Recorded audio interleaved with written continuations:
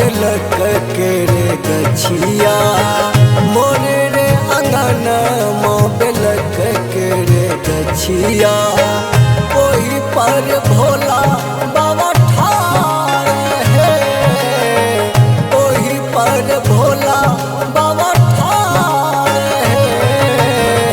मोरे रे अंगन माँ बेलक के रे गछिया मोरे रे अंगन माँ बेलक के रे गछिया।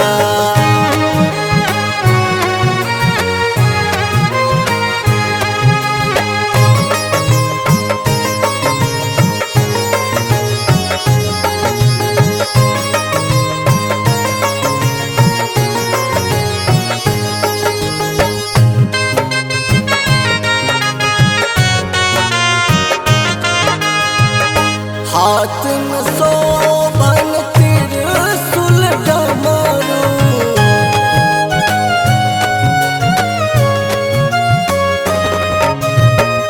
हाथ में शोभन त्रिशूल डमरू, हाथ में शोभन त्रिशूल डमरू, जटा में गंगाधार है, जटा में गंगाधार है। मोरे रे अंगन माँ बेलक के रे गछिया ओही पर भोला बाबा ठाड़ है। मोरे रे अंगन माँ बेलक के रे गछिया।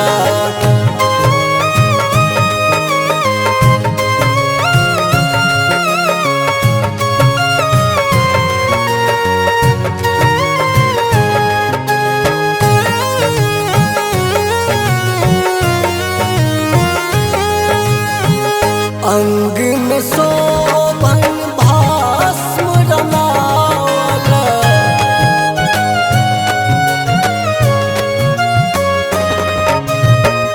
अंग में शोभन भस्म रमावल, अंग में शोभन भस्म रमावल, गला में सरफक हार है, गला में सरफक हार है। मोरे रे अंगन माँ बेलक के रे गछिया ओही पर भोला बाबा ठाड़ है। मोरे रे अंगन माँ बेलक के रे गछिया।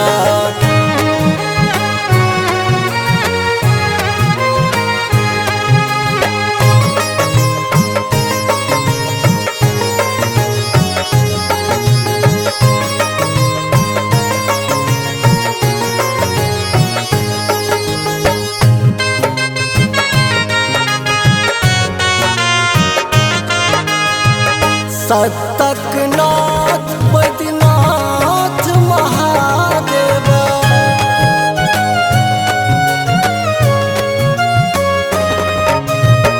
सतक नाथ बैद्यनाथ महादेव, सतक नाथ बैद्यनाथ महादेव।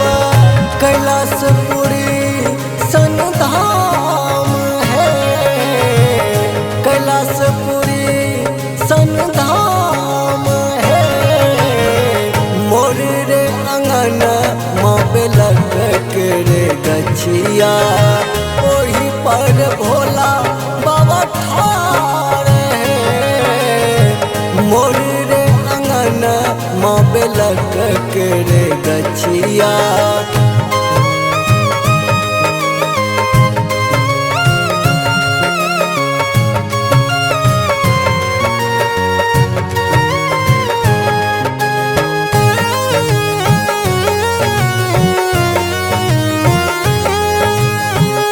अपने बौरहबा भांग पिसावल,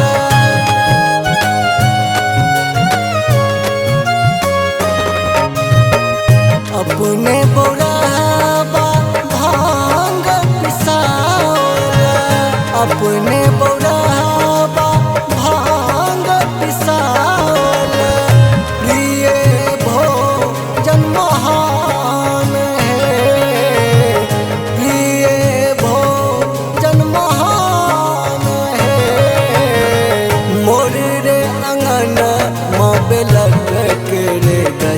मैया ओही पर भोला बाबा ठाड़े मोर रे अंगन माँ बेलक रे